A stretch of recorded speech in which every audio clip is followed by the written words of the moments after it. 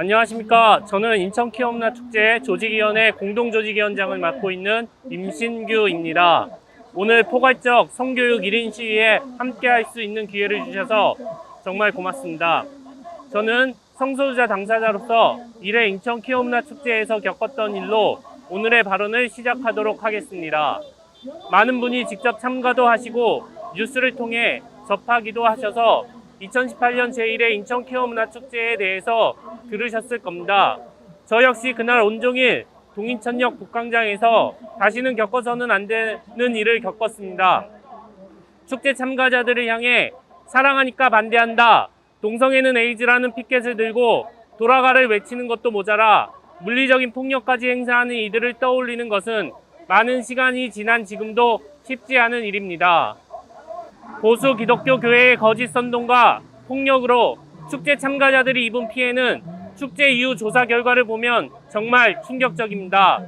축제가 끝나고 2018년 10월 고려대 김승섭 교수 연구팀의 조사에 따르면 피해 설문에 응답한 305명 중 98%인 298명이 혐오 세력에게 성소수자 비하 발언을 겪었고 86%인 262명이 욕설, 조롱 및 비하를 겪었다고 합니다.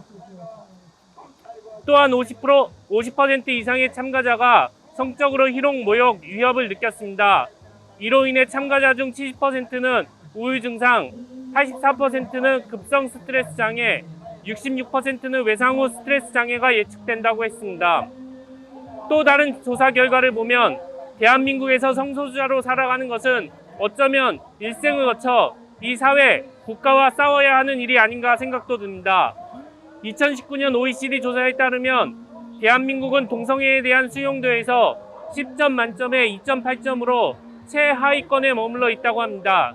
이 점수는 OECD 36개 국가 중에서 터키, 리투아니아, 라트비아에 이어 네 번째로 낮은 수준이고 OECD 평균이 5.1에 한참 못 미치는 수준입니다. 다른 조사에서는 한국의 성소수자의 자살 시도율은 비성소수자에 비해 10배 가까이 높다는 결과도 있습니다.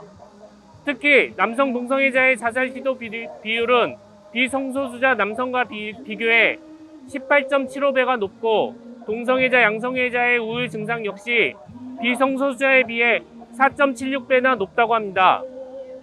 믿기지 않을 수 있겠지만 이게 대한민국의 현실입니다. 이런 조사 결과를 굳이 언급하지 않아도 우리는 너무 많은 성소수자의 죽음에 대한 소식을 접하고 있습니다. 이렇듯 성소수자에 대한 차별과 혐오는 성소수자에게는 생명을 위협하는 일이라 생각합니다. 성정체성과 성적 지향으로 고민하거나 어려움을 겪고 있는 성소수자, 아동, 청소년들을 위한 제도가 전무한 현실에서 기본적인 교육조차 이루어지지 않기 때문에 성소수자에 대한 차별과 혐오는 끊임없이 반복되고 이로 인한 피해가 악순환되고 있습니다.